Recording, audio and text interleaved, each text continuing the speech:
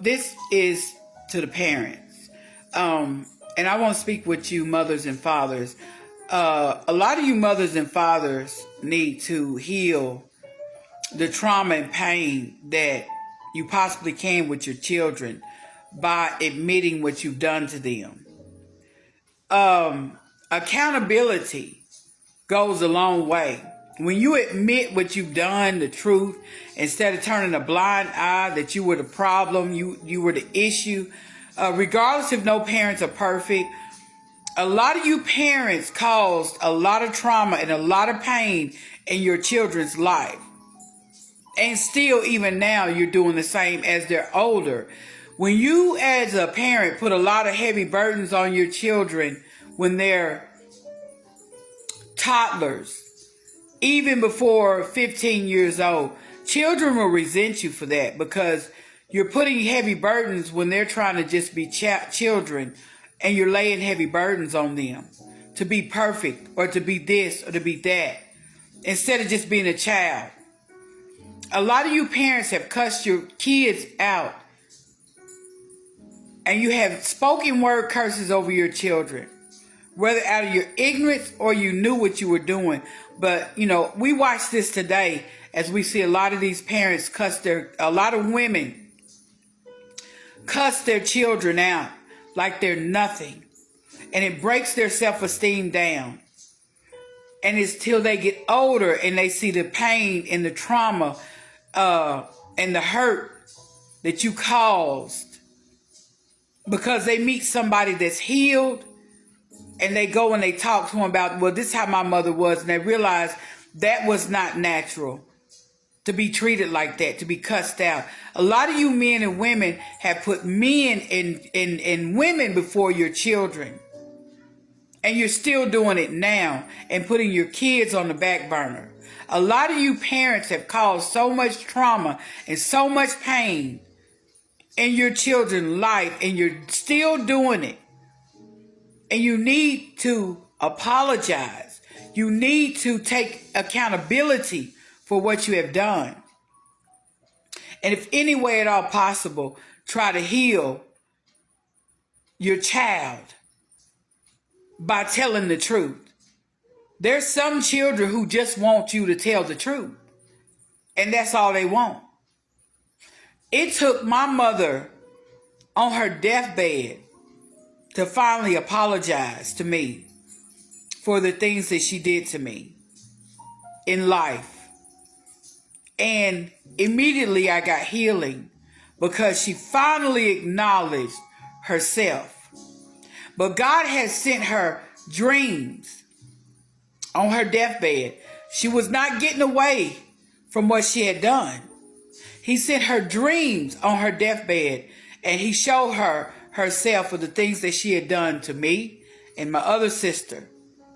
So if you're the type of parent that you think that because you don't apologize and say nothing that you're going to get away with what you're doing to your child, God will put you on your deathbed and show you, and he will play back everything you said, everything you've done, and he will show you what you've done. You're not going to get away with the pain you've caused someone. God's not going to let that. He's not going to let you get away with it. You might not take accountability, but God will put you down and make you remember everything you've done to somebody. He'll put you in a situation to make you remember everything you've done as that comes back on you. So I just want to speak on to the parents today, because like I say, I talk to a lot of people going through there's people that don't even know that they've been abused because it's normal behavior in their family. But to a person who knows better, that's trauma. That's not normal to do children certain ways. And so I say this with love today, that we got to look at ourselves And we got to be honest with ourselves and honest to how we treat people, honest how we talk to people, honest, y'all. When I tell you, God will, God will do it. I'm not perfect, but then he'll make me turn around in my unperfectness and go back apologize to somebody that I just said something mean to, y'all. Let me tell you, God's like, no, you can't treat people any kind of way. And I'm a witness to that. I'm a witness to that, because God will make you go apologize to the person you hurt or you said something mean to. You know, he's not going to let you get away with it, treating his kids any kind of way.